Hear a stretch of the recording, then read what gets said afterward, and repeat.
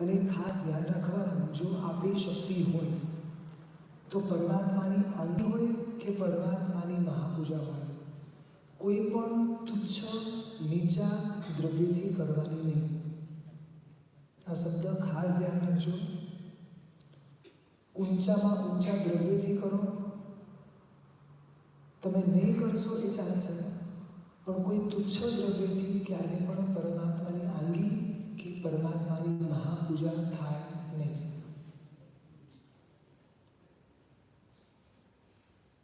ચલો, મહાપૂજા તો એક નિમિત્ત છે. હું એક બીજો એક પ્રશ્ન પૂછું છું. ખાલી અહીંયાની વાત નથી, ઇન જનરલી ખાલી વિચારજો. અગર આપણે પાલિતાણા ગયા, અગર આપણે કોઈ પણ તીર્થમાં ગયા, તો બી છે એક સામાન્ય વ્યવહાર શું છે કે મારો નાનો બટુકો જોયું છે. બધું નાનો બટુકો, એમાં ચોખા હોય, પછી બીજું શું હોય? ના, મોટા મોટા શબ્દ ના બોલો. નૈવેદ્ય બધું શું હોય? સાકર અને સાકર અને એટલે મારા ઘરે અગર મારા વેવાઈ આવે તો હું એને સાકરને બધામાં જ આપું છું ને. ફ્રૂટમાં એમને શું આપવાનું મારા વેવાઈને? બદામ. એટલે મીઠાઈમાં શું આપવાનું? સમજાય છે?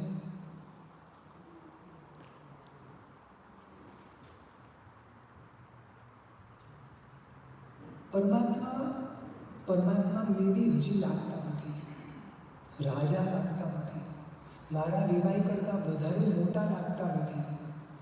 સમજાય છે? આ સાકર અને બદામની વ્યવસ્થા કોના માટે છે ખબર છે? કોના માટે છે? જેની શક્તિ સાવ જ નથી. સમજાય છે? એટલીસ્ટ એ ભક્તિથી વંચિત ના રહી જાય એના માટે છે. સમજાય છે? ભક્તિ વિવેક દ્રષ્ટિ રાખીને કરવાની છે, એ ખાસ ધ્યાન રાખજો. પરંતુ આમાં બી આ ખાસ ધ્યાન રાખવાનું, એ રૂટીન જ થઈ ગયું છે. બટવો હોય એટલે બટવામાં શું હોય? બદામ અને વિચારવાનું. જ્યારે જ્યારે ભાવ જાગે, શક્તિ હોય, તો જેટલું પણ શ્રેષ્ઠ હોય એ શ્રેષ્ઠ જ પરમાત્માને અર્પણ કરવાનું. સમજાય છે? ધ્યાન રાખશો. જોયું તો છે ને બટવામાં? તમારા કે બીજાના પણ જોયું છે ને? જોતા રહેજો.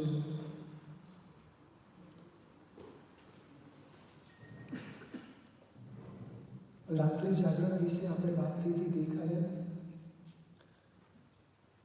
એકચ્યુઅલી એક વસ્તુ એવી છે, સાધકે રાત્રે સુવાનું તો છે, પણ એ પણ કઈ રીતે ખબર છે? અર્ધનિદ્રા અવસ્થામાં. એટલે કે ઊંઘે ખરી, પણ ઊંઘમાં પણ એ કર્મ નિદ્રા કરે. જરાક અવાજ આવે ને તો તરત ઉઠી જાય.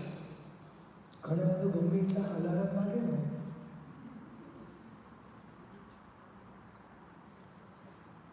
અહીંયા વાત છે કોઈ કલ્યાણકોના દિવસે, કોઈ પર્વના દિવસે કે કલ્પસૂત્ર વગેરે જ્યારે ઘરે આવે એ દિવસે આપણે આખી રાત ધ્યાનમાં પસાર કરવાની છે. અત્યારની મારી સિચ્યુએશન કહું છું, અડધી રાત્રે આંખ ઉઘડે તો શું થાય છે ખબર છે?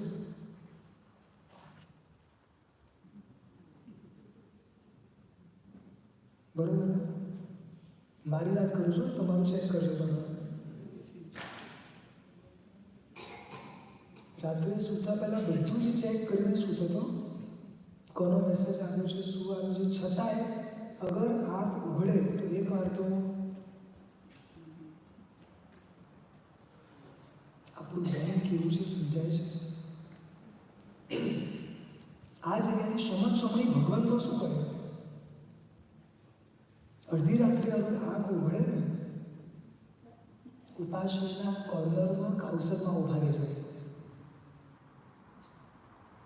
તમે જોયા છે શાલિકાઓને કાઉસરમાં ઉભા રહેતા? ક્યારેક અડધી રાત્રે આંખ ઉઘડે તો જોશો, આ લોકો બધા છે ને તમને કાઉસરમાં ઉભેલા દેખાશે, બરોબર ને?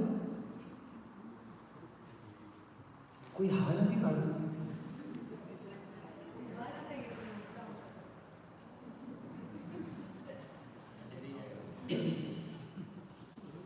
શામકોને જોયા છો ઉભા ઉભા અવસરમાં?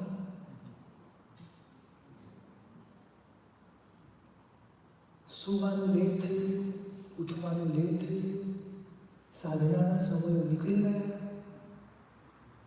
બ્રહ્મ મુહૂર્તમાં સાધના કરવાની કીધી છે. સનરાઈઝના 96 મિનિટ પહેલાં આ બ્રહ્મ મુહૂર્ત શરૂ થાય. શું બોલું છું? સૂર્યોદયના 96 મિનિટ પહેલાં આ બ્રહ્મ મુહૂર્ત શરૂ થાય. એમાં સાધના કરવાની છે. ઉપધાન કોઈએ કર્યા હશે. કેટલા વાગે ઉઠો છો? સમજાય છે? રાત્રિ જાગરણ એટલે કે શું? રાત્રિમાં જાગવાનું છે એમ નહીં, સાધના કરવાની છે. એક શાલિકાબેન વાત થઈ હતી કે અગર અડધી રાત્રે કોઈ સારું સ્વપ્ન આવે તો જોઈને સુવાનું નહીં. એટલે અઠવાડિયા પછી મને કીધું, મને કે સાહેબ આજે છે ને બહુ જ સરસ સ્વપ્ન આવ્યું હતું અને તમે કીધું ને એ પ્રમાણે 3 વાગ્યાથી સવારે 7 વાગ્યા સુધી હું ઊંઘી નથી. તો બહુ સરસ. પછી મેં ખાલી પ્રશ્ન પૂછ્યો, મેં કર્યું શું? તો કે સાહેબ વેબ સિરીઝ હતી, 4-5 બાકી હતી બધી.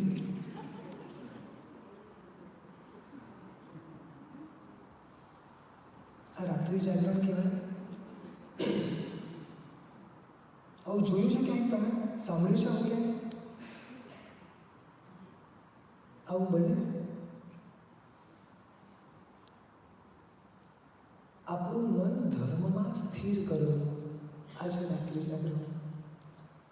શુદ્ધ મહાપૂજા એવા એવા શ્રાવકો છે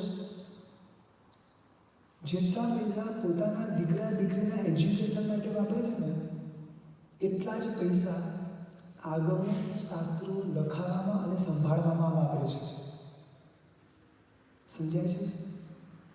આપણે આપણા દીકરા દીકરીને જે ભણાવ્યું છે એના થકી એને અને શાસનને સમાજને કેટલો ફાયદો થશે ખબર નથી, પણ એટલા ને એટલા પૈસા આગમો પાછળ, શાસ્ત્રો પાછળ, જ્ઞાન ભંડારો સાચવવા પાછળ અગર મેં વાપરેલા હશે, મારી હાજરી હશે કે નહીં ખબર નથી, પરંતુ હજારો વર્ષો સુધી એ શાસ્ત્ર સચવાશે. એના થકી લોકોના જીવનમાં ધર્મ વધશે અને દરેકમાં નિમિત્ત કોણ બનવાનું? આપણે પોતે. એમ સમજવાનું, 2 ના બદલે 3 દીકરા હતા, 1 ના બદલે 2 દીકરી ભણવા ગઈ, એમાં શું છે? આજે આવા શાળકો છે, પેન્સિલ પણ દીકરી લઈને આવે ને તો એટલા રૂપિયા સાઈડમાં લખી નાખે. આખા મહિનાના જેટલા રૂપિયા થાય પેન્સિલના, ઇરેઝરના, બધા પૈસા ટોટલ કરીને દર મહિને ક્યાં આપી દેવાના? આગળ લખાવા. તમે બી એવું જ કરો છો ને? સાહેબ સંભળાય છે? આપ સર્વ એવું જ કરો છો ને? શ્રાવકના 36 કર્તવ્ય છે. એમાંનું એક કર્તવ્ય છે ઉત્થય લિહનમ. આવું કંઈ આવે છે શ્રી મનોહર ચિલ્લાનંદ સજ્જાઈની અંદર પુસ્તકો લખાવા આવે છે કે આ કર્તવ્ય કર્યું કરીએ આપણે? હા, મારું નામ જે આવતું હશે ને, કોઈ કીધું કે આ બુકમાં તમારું નામ આવશે મોટા નામે, હા લખી નાખો. એ 11 લાખ હશે ને તો બી આપી દઈશું. તમે સુકૃત કરો, ના નથી. પરંતુ જે રીતે મૂળ વિધિથી કરવાનું કીધું છે એ તો સમજો. આજનો બપોરનો એક ખાસ ટોપિક છે ને આપણા માટે છે. આપણે બધા સુકૃત કરીએ છીએ, ઘણી બધી વસ્તુ કરીએ છીએ, પણ કદાચ એ બાંધેલું પુણ્ય નિર્મળ છે કે નહીં એ નથી ખબર.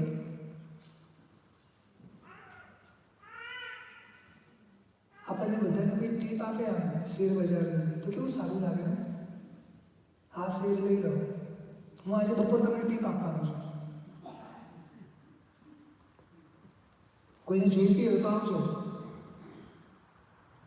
આપણા પુણ્યને વધારવું કઈ રીતે? લક્ષ્ય પુણ્યનું છે જ નહીં એવું તમને બધું ક્લિયર કરીશ. છતાં બી જે પુણ્ય વધારવું બી જોઈએ એ પુણ્ય કેવી રીતે વધારવાનું છે એની પાછળ લક્ષ્ય શું હોવા જોઈએ, એનો ફાયદો કેવો હોવો જોઈએ. શાલી ભદ્ર બનવું છે કે મમન શેઠ બનવું છે? પુણ્ય તો બેવે બાંધ્યું ને, બસ બેમાં ફરક ક્યાં પડ્યો ને આ જ વસ્તુને આપણે વિચારવાની છે. મૂળ વાત, દરેક શ્રાવક એક નિયમ લે પોતાના માટે કે હું મારા ઘરમાંથી મારા દરેક દીકરાઓના નામે, દરેક પરિવારના નામે મિનિમમ આટલા રૂપિયા આગળ માટે વાપરીશ. ઇન્ડિયામાં ઘણી બધી એવી જગ્યાઓ છે, તમારા નજીકમાં ઘણી બધી એવી જગ્યાઓ છે. તમને જ્યાં યોગ્ય લાગે ત્યાં કરવાનું. કરવું શું જોઈએ એ હું તમને બતાડીશ. ક્યાં કરવાનું એ તમારે નક્કી કરવાનું. તમને ખબર ના હોય તો મારી પાસે આવજો, મારી પાસે બધું જ છે. પણ પહેલો ટ્રાય તમે જાતે કરો. આ આપણું કર્તવ્ય છે. સમક્ષમની ભગવંતો ભણતા હોય એમને ભણવા પાછળ જ્યાં જ્યાં જેટલી જરૂરિયાત હોય એ જરૂરિયાત પૂરી કરવી આ આપણું કર્તવ્ય છે. મહોપાધ્યાય શ્રી યશોજી મહારાજા અહીંયા જેટલું બી હતું બધું ભણી લીધું એટલે ગુરુ ચિંતામાં પડ્યા. યંગ વ્યક્તિ છે, ફ્રી રહેશે તો વિચારો કંઈક નબળા પડી જશે. એક ધનજી સુરા નામના શેઠ આવ્યા. શેઠે કીધું કે સાહેબ કેમ ચિંતા કરો? તો કે શક્તિ ઘણી બધી છે, કાશી જઈને ઘણું બધું ભણી શકે એમ છે, પણ કાશી જઈએ ને તો ત્યાં આગળ નિયમો છે કે તમારે પૈસા આપવાના. ધનજી સુરા કે સાહેબ એમાં શું થઈ ગયું? જેટલો ખર્ચો થશે ને બધું હું આપીશ. તમને ને મને શ્રી મહોપાધ્યાય યશોજી મહારાજા મળ્યા હોય આની પાછળ આ શ્રી ધનજી સુરા શેઠનો બહુ મોટો ભોગ છે. એવરી સિંગલ ડે એક દિવસના ચાંદીનો સિક્કો આપવો પડતો હતો. એ સમયની જે બી કરન્સી પ્રમાણેનું હશે વિચારો, અઢળક પૈસા વાપર્યા છે. અને ત્યારે જઈને તમને ને મને શ્રી મહોપાધ્યાય યશોજી મહારાજા મળ્યા છે. ઘણા બધા સ્થળોમાં આવે છે ને, કહે જશે વિજય આ યશોજી મહારાજા. આપણું કર્તવ્ય છે, ધ્યાનમાં રાખજો. ઉજવણાની પણ ગઈકાલે વાત થઈ હતી. અહંકાર ન વધે, માત્ર પ્રેરણાની દ્રષ્ટિએ હોય એવા જ ઉજવણા કરવાના. ગયા વર્ષે એક દીકરીને ત્યાં કંઈક આવો પ્રસંગ હતો. એણે ઉજવણું કેવું કર્યું? પોતાને ત્યાં આવનાર દરેક વ્યક્તિને 1000 રૂપિયાની જીવદયાની સ્લીપ એના નામે આપી દીધી.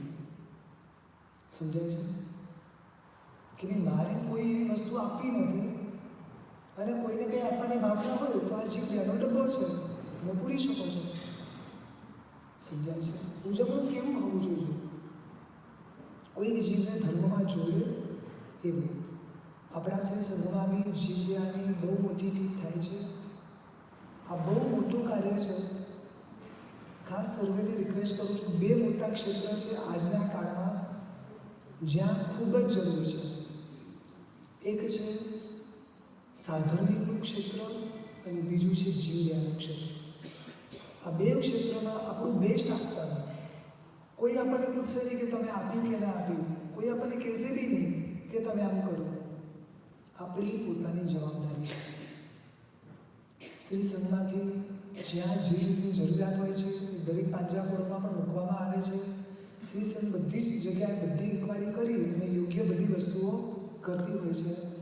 અને તમે આટલું સરસ કરો છો તો આ બી ખાસ ધ્યાનમાં રાખજો કે આપણે બી ઉજવણા એવા કરીએ, આપણે બી સાધનાઓ એવી કરીએ, આપણે બી જીવદયા એવી રીતે લખાવીએ, આપણે બી સાધર્મિકોને એવી રીતે સાચવીએ અને આ બે કરતાં હજી એક ત્રીજું મોટું ક્ષેત્ર છે, સાધારણ ખાતું. કયું ખાતું? સાધારણ ખાતું. ઘણા એવા શ્રાવકો છે, મારી પાસે 25 શ્રાવકોના નામ છે.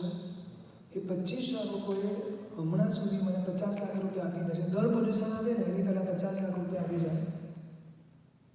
જૂના જૂના પ્રાચીન તીર્થોમાં જ્યાં કોઈ જવાવાળું ના હોય અને જે તીર્થો નબળા છે એ દરેક તીર્થમાં લાખ લાખ રૂપિયા, 50,000 રૂપિયા, જે પ્રમાણે જે જરૂરિયાત હોય આપી દેવાના. આપણા તીર્થો સચવાશે કોઈ રીતે? આપણે તો 10 મિનિટ જઈને આવી જઈએ છીએ. એ બી કોઈક જે તીર્થો તો એવા છે 10 વર્ષે એકવાર જતા હોઈએ, રાઈટ? કમ્પ્લેન કરવાના અધિકારી ક્યાં છે ખબર છે? જ્યારે આપણે આપણું કંઈક આપતા હોઈએ ત્યારે. આ બધી જ આપણી જવાબદારી છે. જવાબદારી સમજી અને કોઈ બી નિમિત્તે આપણે આ બધી વસ્તુ કરવાની. ઘણા શ્રાવકો જે પોતાના બર્થડે નિમિત્તે જીવડિયામાં લખાવતા હોય છે. ઘણા બધા નિમિત્તો છે. નિમિત્તો આપણી પાસે ઓછા નથી, પણ ક્યાં કરવું, કઈ રીતે કરવું એ બધું તમારે નક્કી કરવાનું. પણ આ વસ્તુને મગજમાં રાખજો. છેલ્લા નંબરનું કર્તવ્ય, 11મા નંબરનું ભાવ આલોચના, જે વિશે ગઈ કાલે વાત થઈ હતી. આઈ થિંક ગ્રુપ પર એની PDF આવી છે, આવી ગઈ છે, પ્રિન્ટ નીકળી ગઈ બધાને. મને એક શંકરભાઈએ કાલે કીધું, મને કે સાહેબ તમે ગ્રુપ પર મૂકશો અને પ્રિન્ટ કાઢવાનું કહેશો ને તો અમારા બધા એટલા સરસ બીજા બધા કામોમાં બિઝી છે, કોઈને પ્રિન્ટ કાઢવાનો ટાઈમ નહીં મળે. ખરેખર આ વાત અત્યારે સમજાય છે. જો કોઈને અનુકૂળતા ના હોય પ્રિન્ટ કાઢવાની તો વિરાટભાઈ છે, એ તમને કાઢીને આપી દેશે, બરાબર છે? જેટલી બી પ્રિન્ટ જોઈએ તમે ખાલી એમને કહી દેજો, 5, 10, 15, 20, 25, 50, એ તમને કાઢીને આપી દેશે. એમને કેટલો લાભ મળશે ને એમને નથી ખબર. આપણા અત્યાર સુધીના બાંધેલા ભયંકર કર્મ, એ બધા પાપો ઘટાડવાનો, સૌથી મોટો બોજો ઓછો કરવાનો આ સૌથી મોટો ચાન્સ છે. આપણા માટે કોઈ 50 કરોડનું કે 5 મિલિયનનું દેવું હોય, એ ચૂકતે કોઈ ઇઝીલી કરી આપે તો કેટલી મોટી વસ્તુ કહેવાય. સમજાય છે? એક શાલિકા છે, ગુરુ ભગવંતને જઈને પૂછે છે કે ગુરુ ભગવંત, મને ખબર નહીં, એવું થાય છે કે મારાથી કંઈ બહુ ધર્મ થતો નથી, બહુ તપ થતો નથી, કંઈક એવું મને સમજાવો, કંઈક એવું મને પ્રેરણા આપો કે એટલીસ્ટ મને સંતોષ થાય કે મેં મારા જીવનમાં બીજું કંઈ નહીં કર્યું પણ આટલું કર્યું છે. ગુરુ ભગવંતે એને શું કીધું ખબર છે? તું કશું ના કરીશ, તું ખાલી તારા ભૂતકાળમાં થયેલા એક પાપોને યાદ કરીને પ્રાયશ્ચિત કરી. તું ખાલી આટલું બી કરીશ ને ઇનફ છે. સમજાય છે? જો સામાયિક તમે કરો છો, બીજી બધી સાધનાઓ તમે કરો છો, આલોચના ઘણી આવશે, મોટી આવશે અથવા તો થશે કે નહીં, આવા બધા પ્રશ્નો વિચારવાની જરૂર નથી. બહુ ફ્લેક્સિબલ છે, ઘણા બધા ઓપ્શન્સ છે અને બધા જ ઓપ્શનમાંથી મિનિમમ 50% તો તમે આરામથી કરી શકશો. એટલે કશું પણ વિચાર્યા વગર આ કાર્ય સૌથી પહેલાં પ્રાયોરિટીમાં લાવીને કરજો, બરોબર છે? એટલે પ્રિન્ટ નીકળી જશે ખરી? વાત નથી આવતો. પ્રિન્ટ નીકળશે ખરી? નીકળશે? પ્રિન્ટ નીકળશે?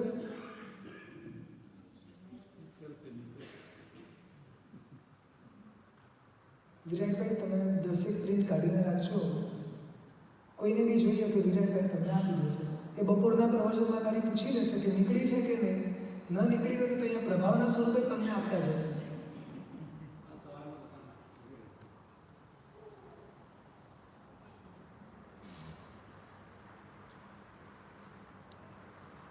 આજનું કર્તવ્ય પૌષિક મહાવ્રત.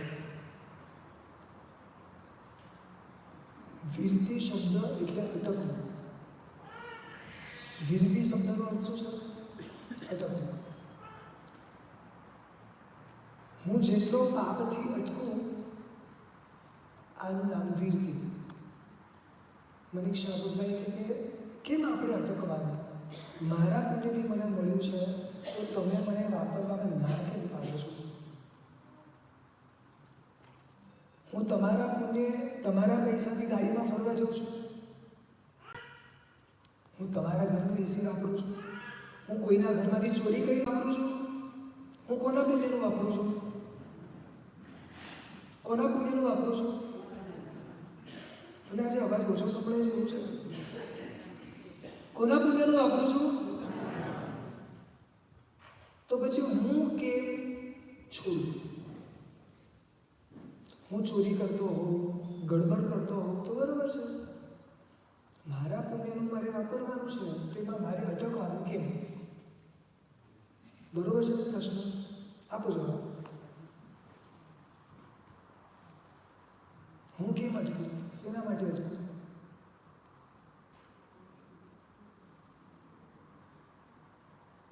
જવાબ આપો ને.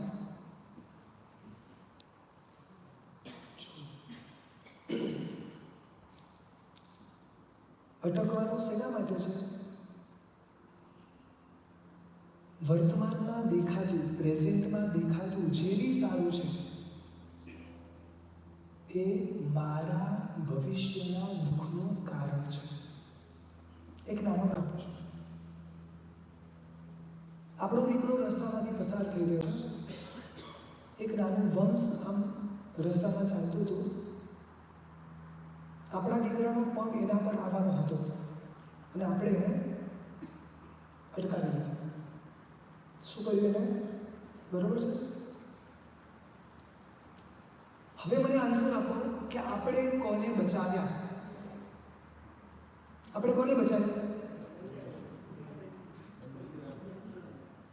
વર્તમાનમાં, પ્રેઝન્ટમાં પેલા વંશને બચાવ્યું, અને જો આ વંશને માર્યું હોત તો આજ હાલત કદાચ આના કરતાં વધારે ખરાબ મારા દીકરા સાથે થયું હોત. એટલે મેં દીકરાના ભવિષ્યને બચાવ્યું અને વર્તમાનમાં પેલા વંશને બચાવ્યું. સમજાય છે? ઘણીવાર આપણા મનમાં પ્રશ્ન થાય કે કેવી રીતે અટકવું, ક્યાં અટકવું? કોઈ બોર્ડર લાઈન તો નક્કી કરી આપો. બહુ સિમ્પલ છે. યુ નો 18 ટાઈપ્સ ઓફ પાપ. પહેલે પ્રાણાતિપાત, મૃષાપાત. આમાંથી છે ને ઘણી બધી વસ્તુ છે જે ન કરે તો ચાલે એવી છે, પણ છે ને ઘણાની આદત પડી ગઈ છે. હું અત્યારે પહેલા પાપની વાત નહીં કરતો, કારણ કે આખું અલગથી સમજાવવાનું છે. બીજા નામનું પાપ કયું છે? મૃષાવાદ. બરોબર છે? આ મૃષાવાદ શબ્દનો અર્થ શું છે? આપણા મગજમાં એક જ અર્થ છે કે જુઠ્ઠું બોલવું. બરોબર ને? શાસ્ત્રકાર ભગવાન તો એનો જવાબ શું આપે છે? મૃષા એટલે અનનેસેસરી. મૃષા એટલે ફોગટ. જરૂર કરતાં વધારે એક પણ શબ્દ બોલાય આને શું કહેવાય? હવે અવાજ નહીં આવે. જરૂર કરતાં વધારે એક પણ શબ્દ બોલાય એને શું કહેવાય? સાંભળ્યું છે કોઈને આમ જરૂર કરતાં વધારે બોલતા? આખો ફોન આવ્યો હોય, ફોન આખો પતી જાય, પછી બીજી વાર ફોન આવે. અરે યાર, જે કામ હતું ને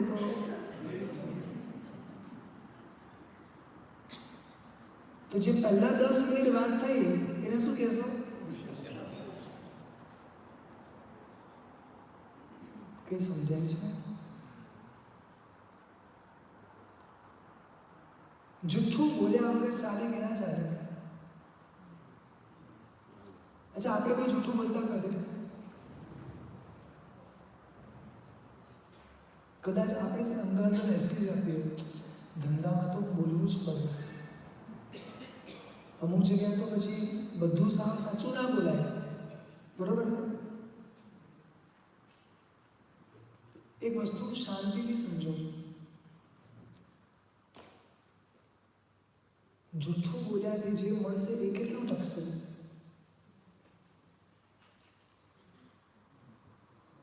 જૂઠું બોલ્યાથી જે મળશે એ કેટલું ટકશે? અને આપણને એવું લાગી જાય કે સામેવાળાને ખબર નથી પડતી. આ ખાલી આપણે જ સ્માર્ટ છીએ. એકવાર છે ને આપણું લાઈવ રેકોર્ડ રાખજો 24 કલાકનું, એટલે આપણને ખબર પડે કે આપણાથી કેટલું જૂઠું બોલાય છે. તમે હમણાં ક્યાં છો? બસ ઘરથી નીકળું છું. હજી ઘરથી નીકળવાની 10-15 મિનિટની વાર હોય. આને જૂઠું કહેવાય કે ના કહેવાય? ઓન ધ વે છું, બસ 2 મિનિટમાં ઓફિસમાં. તમે ચા પીઓ, 2 મિનિટમાં આવી જઈશ. હજી તો ઘરથી ચા પીતા હોય તો બોલો, જૂઠું કહેવાય કે ના કહેવાય? અહીંયા અટકવાની વાત કરે છે. આ જરૂરી નથી. એનિમલ્સ છે, બર્ડ્સ છે, દેવતાઓ છે, આ બધા જીવો ચાહીને પણ અચકાણો લઈ નથી શકતા. ચાહીને પણ ઘણા બધા પાપોથી અટકી નથી શકતા. આ અટકવાની શક્તિ આપણી પાસે છે. ચલો, એક છૂટ સાથે તમે નિયમ લો. ખાલી આ બાકીના જેટલા દિવસ વધ્યા છે એટલા દિવસ બધું ધંધા સિવાય ગમે તેના જૂઠું નહીં બોલવાનું. આટલું થઈ શકે? એક સત્વ તો કેળવીએ, એક ટ્રાય તો કરીએ. તમને લોકોને કોઈ છૂટ નથી આપવાનો.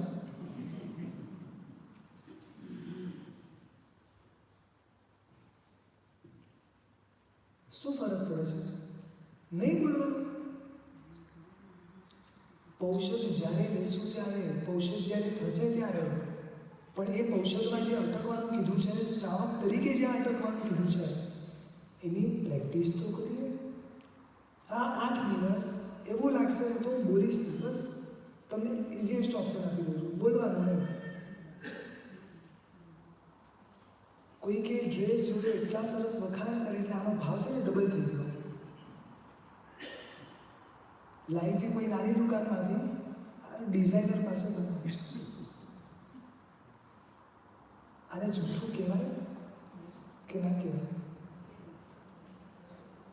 મને સંભળાતું નથી કે તો આ બાકીના જે 6 દિવસ હજી આપણી પાસે છે, ટ્રાય થશે? થશે? અટકવું, જરૂર વગરના પાપથી અટકવું. આ 8 દિવસ જે બી દિવસ છે, આખી જિંદગી છે, ચોરી કરવી નથી. ચોરી શબ્દના ઘણા બધા અર્થ છે. ખાલી કોઈની વસ્તુ લઈ લેવી એ તો છે, પણ કોઈનું જરા કટાશમાં ખસાડી દેવું ને, સમજાયું?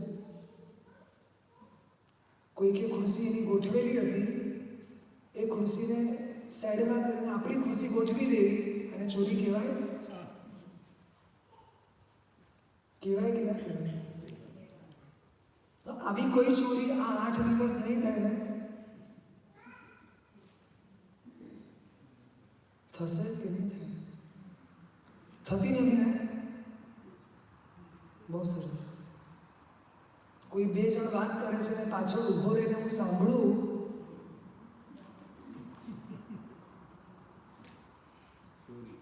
અને ચોરી કહેવાય કે ના કહેવાય?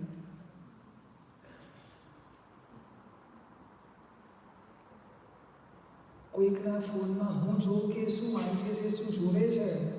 દીકરા દીકરી માટે રિસ્પોન્સિબિલિટી છે, તમારે કરવાનું છે. જે બી રિસ્પોન્સિબિલિટી છે એની ના નથી, પણ એ સિવાય ચોરી કહેવાય કે ના કહેવાય? અટકવાની શરૂઆત કરીએ. સેમ ફોર મૈથુન. માત્ર 24 કલાક, 24 hours only. મનથી, વચનથી અને કાયાથી જો હું નિયમ લઉં છું કે હું એક પણ અશુભ વિચાર કરીશ નહીં. આ દેરાસર આ બધા લોકોએ મહેનત કરીને જે બનાવ્યું છે ને, તો એ પથ્થરનું જ બન્યું છે, બરાબર ને? પણ આ 24 કલાક અગર શુદ્ધ બ્રહ્મચર્યનું પાલન થાય ને, સોનાનું દેરાસર અને રત્નની પ્રતિમા ભરાવાનો લાભ મળે. કંઈ સમજાયું? કંઈ સંભળાયું? આ લાઈફમાં ક્યારે સોનાનું આવું દેરાસર બંધાવશું? લાગે છે નજીકમાં કોઈ પોસિબિલિટી? રત્નની ભવ્ય પ્રતિમા આવી ક્યારે બનાવશું? લાગે છે નિયર બાય કોઈ પોસિબિલિટી? આ જ વસ્તુનો લાભ શેમાં મળી શકે? માત્ર 24 કલાકના બ્રહ્મચર્ય. કેટલો મોટો લાભ છે! પાપથી અટકવું. પરિગ્રહ નામના પાપથી અટકવું. પરિગ્રહ છે ને ખાલી આપણે બહારના જ ગયા છે. અહીંયાના પરિગ્રહ છે કે નહીં? છે. વિચારોના પરિગ્રહ. આજથી 3 વર્ષ પહેલાં રવિવારના દિવસે મારા 4 ફ્રેન્ડની વચ્ચે મારી મજાક ઉડાવી હતી. મને આજે બી યાદ છે. કંઈ સમજાવે?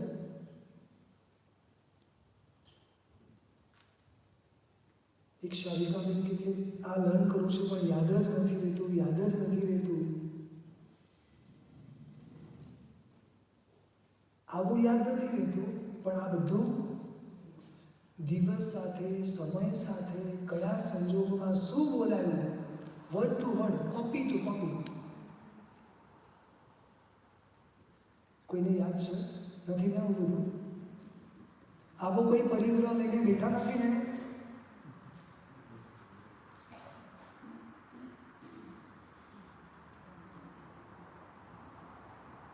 શું થાય ખબર છે? પાપો કરીએ છીએ કારણ કે હજી આપણી અંદર છોડવાની ક્ષમતા નથી, અથવા તો એટલું સત્વ નથી. પણ એટલીસ્ટ કોઈ પણ પ્રકારનું પાપ કર્યા પછી છે ને બને ત્યાં સુધી વાગોળવાનું નહીં. આ પણ એક જાતનો પરિગ્રહ છે. પાપ કર્યા પછી પાપને વાગોળવાનું નહીં. આ જગ્યા પર અમે 4 વર્ષ પહેલાં આવ્યા હતા. અમે લોકોએ અહીંયા કોફી પીધી હતી.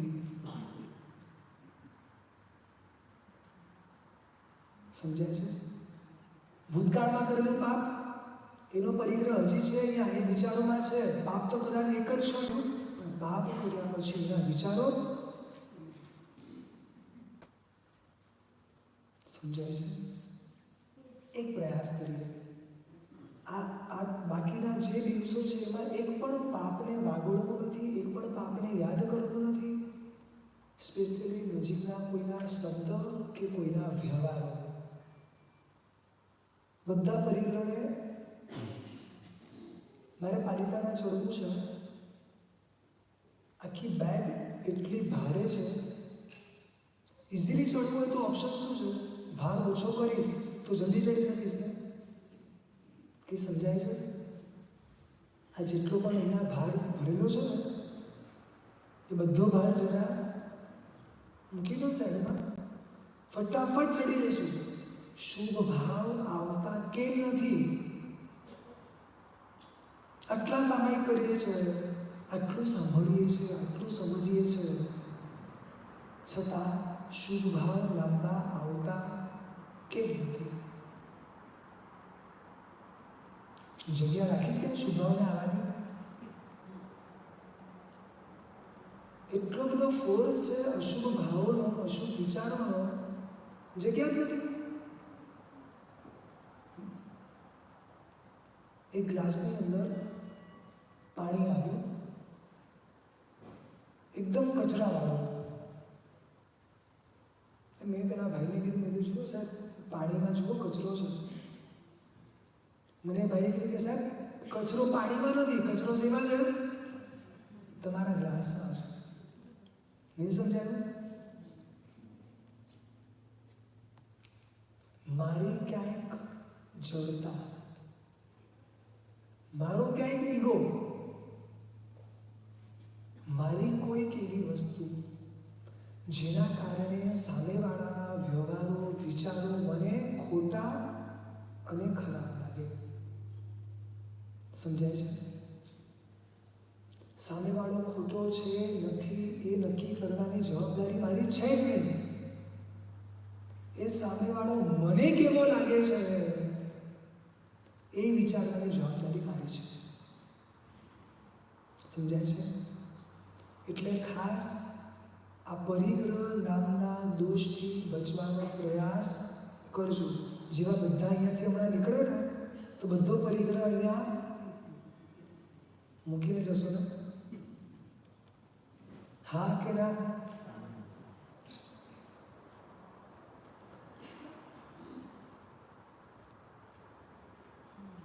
આ 8 દિવસ, આ 6 દિવસ ક્રોધ, માન, માયા, લોભ આ દોષોથી અટકવું, આ આપણો પ્રયાસ છે, આ આપણું લક્ષ્ય છે. કોઈ ગમે એવું નિમિત્ત આપશે ને, અમે ગુસ્સે નહીં થઈએ, અમે અકળાશું નહીં. કોઈ ગમે એટલી પ્રશંસાઓ કરશે, અમને અહંકાર નહીં આવે. કોઈ ગમે એટલા આપણા માયા કપટ કરવાના પ્રયાસ કરશે, જૂઠું બોલવાના પ્રયાસ કરશે, અમે નહીં કરીએ. ઘણા એવા શાલિકાઓ છે 8 દિવસ માટે એવો નિયમ લે છે કે 8 દિવસ મેકઅપ પણ નહીં, પાવડર પણ નહીં, કશું નહીં. જે તમે બધા લીધેલો છે સેમ. તો હું ઇન્ડિયા જઈને કહી શકીશ કે આખો આ સંઘ 8 દિવસ માટે એક પણ માયા કપટ ના કરવાના નિયમ લઈને બેઠા હતા. બરોબર ને? ત્યાં કેવું કે ના કેવું? અરુણભાઈ અવાજ આવે છે? કહી શકું? અહીંયાથી અવાજ કહી શકું કે નહીં કહી શકું? એટલે ભલે અત્યાર સુધી નહીં, કાલથી વાત કરું છું. મને એક શાલિકા કે સાહેબ મારી જન્મ વાંચન હોય થોડા વ્યવસ્થિત થઈને તો આવું જ પડે ને. પારણા હોય અમારા ઘરે, અમારા પોતાના પારણા હોય, દીકરા દીકરીના પારણા હોય, અમારે તો તૈયાર થવું જ પડે ને. તપનું તેજ વધારે મહત્વનું છે કે શરીરનું તેજ? આપણને આઈડિયા નથી. આજે કરીએ છીએ ને 8 દિવસ, આ સાધના છે. ક્યારેક તો આ સાધનાના તેજને બહાર નીકળવા દો. બધાને બધું ખબર છે કે આપણે કેવા છે ને કેવા લાગીએ છીએ. એક ખોટો પ્રયાસ છે. મને શાલિકા કે ના સાહેબ એવું નથી, મને તો તૈયાર થવાનો બહુ શોખ છે, હું કોઈને બતાડવા માટે નથી કરતી. એને એક જ પ્રશ્ન પૂછ્યો, કોરોનાની અંદર તું તારા ઘરની બહાર નથી નીકળતી ને? મેં કીધું એ કે ના. મેં તો કેટલા દિવસ તૈયાર થઈ? અગર શોખ જ છે તૈયાર થવાનો, બરોબર, તો તમે જ્યારે ઘરની બહાર નથી નીકળતા ત્યારે તૈયાર થાવ છો? કઈ સમજાય છે? વિચારજો, અટકવાનો પ્રયાસ કરજો. આ 8 દિવસ ધંધો ન કરો હું એમ નથી કહેતો. જે વ્યવહાર છે, જે જરૂરી છે એ તમારી યોગ્યતા પ્રમાણે તમે નક્કી કરો, પરંતુ ધર્મના એક પણ નિમિત્ત છોડવાના નહીં. મને આનંદભાઈ કહ્યું કે ગઈકાલે ભલે બપોરે બધા હતા પણ આજે બપોરે તમને જોવા કોઈ નહીં મળે, કે મારે બધાની ઓફિસો ચાલુ થઈ ગઈ છે. જેની જે અનુકૂળતા હોય એ કરજો. હું એમ નથી કહેતો કે તમે વ્યાખ્યાનમાં આવો, કે તમે મને સાંભળો, કે તમે આ કરો. હું માત્ર એટલું કહું છું, આ લોકો પાસે ધર્મના નિમિત્તો ઘણા છે, આપણી પાસે બી છે, પણ ક્યાંક વ્યવહારો, જવાબદારીઓ જે બી મગજમાં ઊભું કર્યું છે એના કારણે આપણે વધારે ઇન્વોલ્વ નથી થઈ શકતા. બહુ ઓછા નિમિત્તો છે આપણી પાસે. એ ઓછા નિમિત્તોમાં પણ આપણે જો ચૂકી જશું ને, આપણું ક્યારે કરશું? ઊંડે આપણને હવે સમજાય છે એક સર્ટન લેવલ પછી કે શરીર પણ થાક્યું છે. બધું જ કર્યું પોતાના માટે શું?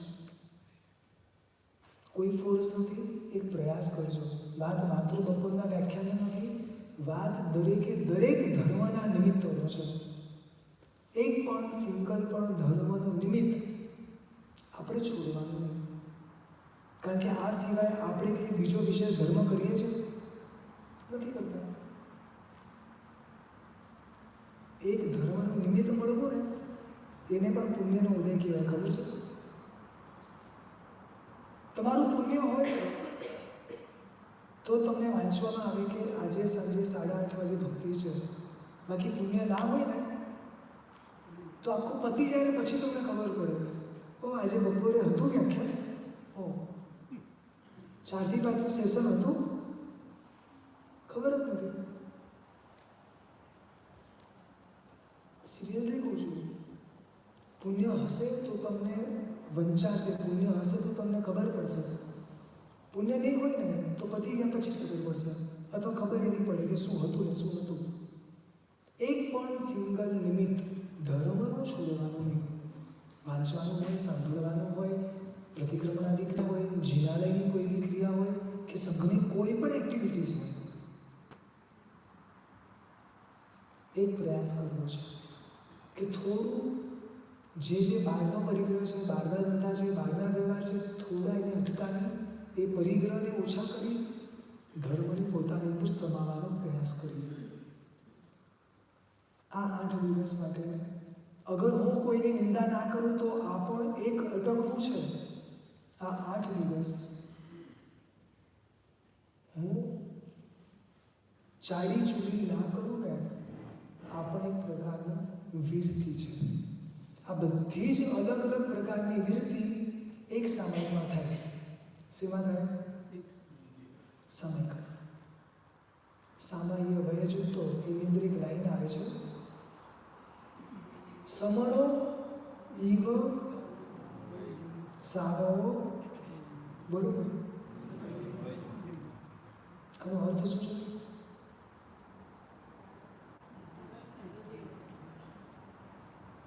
શ્રાવક સાધુ જેવો ગણાય છે.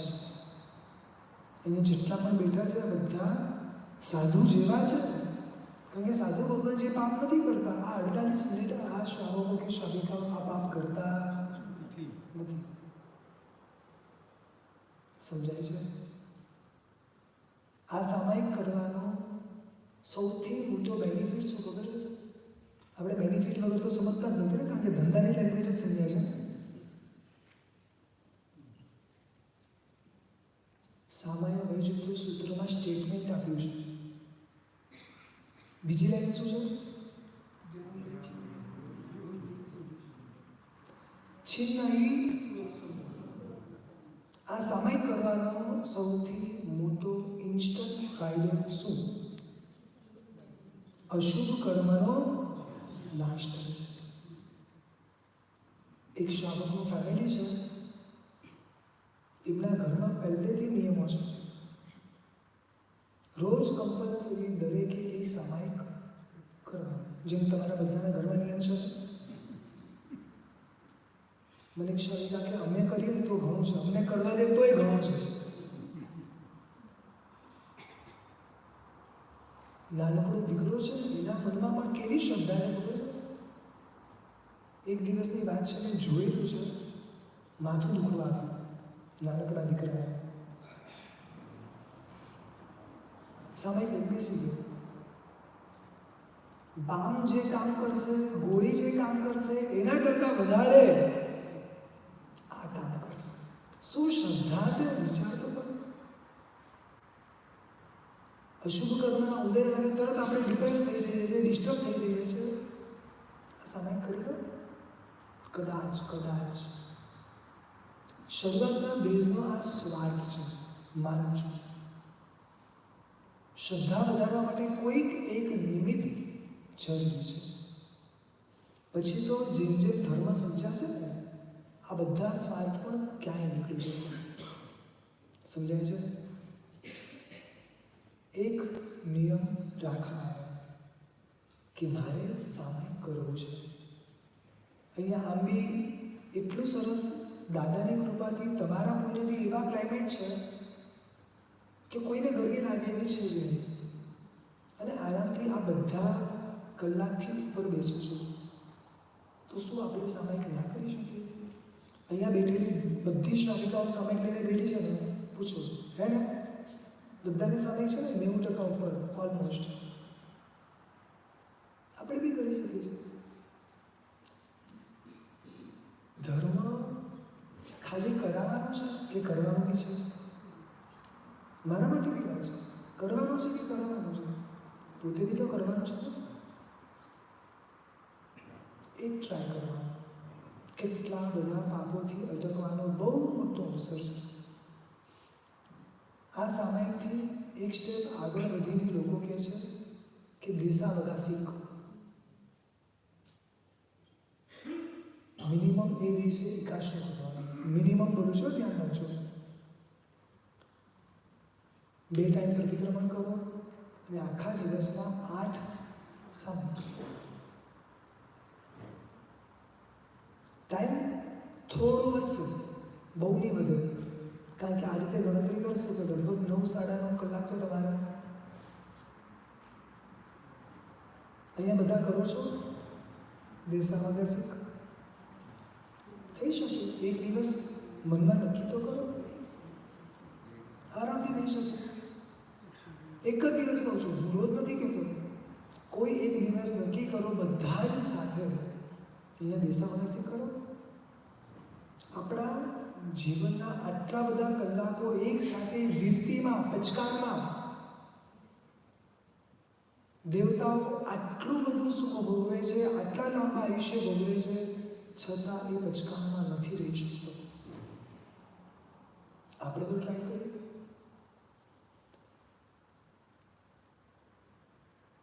દેશાવગત શીખથી ઉપર છે કૌશલ નામનો વ્રત. આ ત્રણેય વસ્તુ એકબીજા કરતાં ચડિયાતી છે. પહેલું સામાયિક, પછી અને પછી એના કરતાં, અને એના કરતાં ઉપર શું છે ખબર છે? ઉદ્ધાર. અને એના કરતાં ઉપર દીક્ષા. સમજાય છે? દીક્ષા આ ભાવમાં ક્યારે લેવાશે ખબર નથી. એક નિયમ પણ, સિંગલ નિયમ, છૂટછાટ વગર લેતા નથી. ઘરે બધા નિયમ બરોબર, બહાર જાઓ તો સાજે માંદે.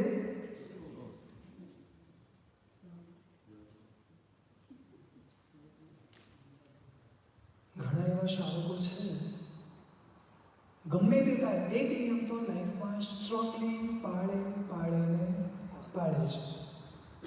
જેમ કે તમે બધા બરોબર છે ને? એક નિયમ, એક જ નિયમ કહું છું, ક્યાં વધારે કહું છું. સમણી ભગવાન તો કેટલા નિયમો પાડે છે ખબર છે? મિનિમમ કહું છું 18 સહસ. ઓકે, આવે છે 18,000 નિયમો. કેટલા? 18,000 નિયમો. અને એ પણ એક પણ છૂટછાટ વગર. આપણે તો 1 મહિનાનો નિયમ હોય, એમાં બી કેટલાય ઓપ્શન્સ હોય. અને ઘણી વાર તો શું કરીએ, હવે આજે ખાઈ લો, એક દિવસ એક્સટેન્ડ કરી લેજો, બરોબર ને? આજે ખાઈ લો, કાલે આલોચના લઈ લેજો. જો ભૂલથી થયેલા પાપો અને ભૂલથી તોડેલા નિયમો હશે ને, એની આલોચના હજી એક વાર મળશે. પ્લાનિંગથી કરેલા આવા બધા પાપો હશે ને, પ્લાનિંગથી તોડેલા નિયમો, આની કઈ આલોચના ન આવે. વિચારવા એટલા બધા આપણે ત્યાં દાખલાઓ છે કે એક વ્યક્તિ એક પાપથી ખાલી અટકે છે, એક નિયમ ખાલી લે છે, એના ફાયદા કેટલા મળે છે. શ્રી વીર પરમાત્મા આમના જીવનની મૂળ શરૂઆત ક્યાંથી ખબર છે? એક નિયમથી.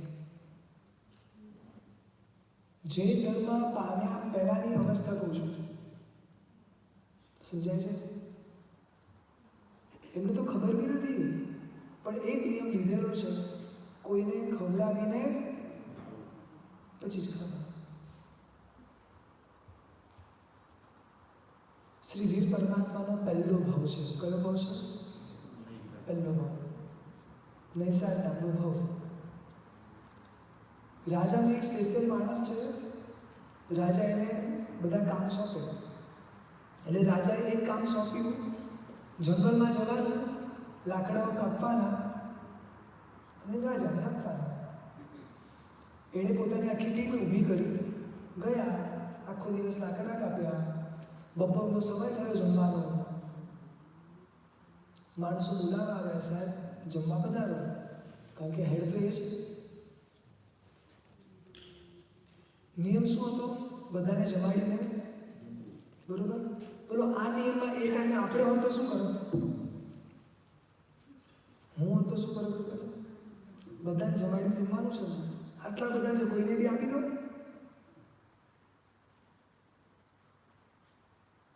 આપણું મન છે ને નિયમ લીધા પછી એટલી બધી ચીટિંગો કરે છે. એક નિયમ યાદ રાખજો, જાત સાથે ક્યારેય ચીટિંગ કરવાની નહીં. બધાએ કીધું કે હવે અહીંયા આવા જંગલમાં તમને કોણ મળશે?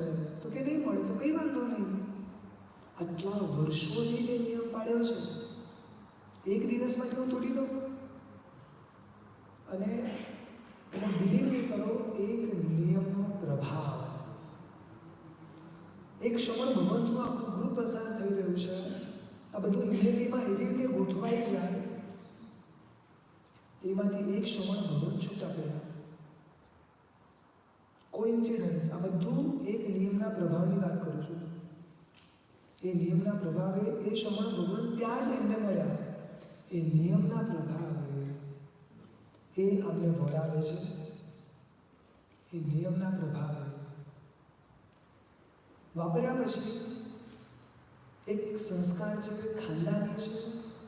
એટલે કે ચાલો હું તમને ડ્રોપ કરવા આવું, તમે રસ્તો ભૂલી ગયા છો ને, તમને બતાડી દઉં. એને રસ્તો બતાડે છે. શ્રવણ ભગવાન વિચારે છે કે કેટલો ઉત્તમ અને યોગ્ય જીવ છે. શ્રવણ ભગવાન તેને સાચો ધર્મ સમજાવે છે. જો આ નિયમ ના પાડ્યો હોત અથવા નિયમ કરીને પણ ચીટિંગો કરી હોત તો આ શ્રવણ ભગવંત મળ્યા હોત. આ શ્રવણ ભગવંત થકી ધર્મ મળ્યો હોત. પાછળ કારણ શું? નિયમ. રાઈટ? આવા હજારો દાખલાઓ છે આપણી સામે.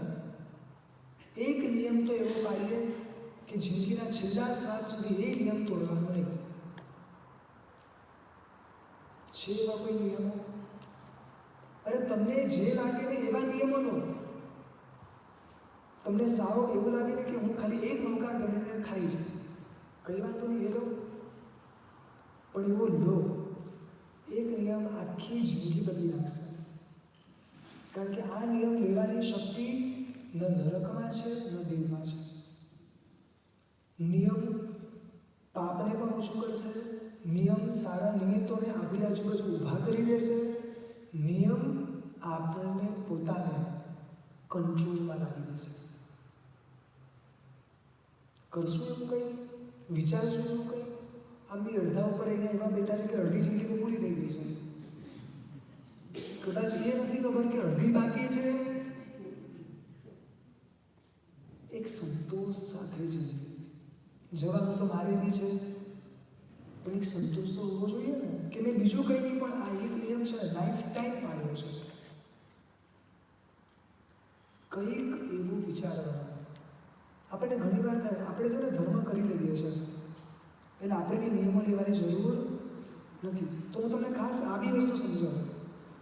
ધર્મ બે રીતે થાય, સતત અને સખત.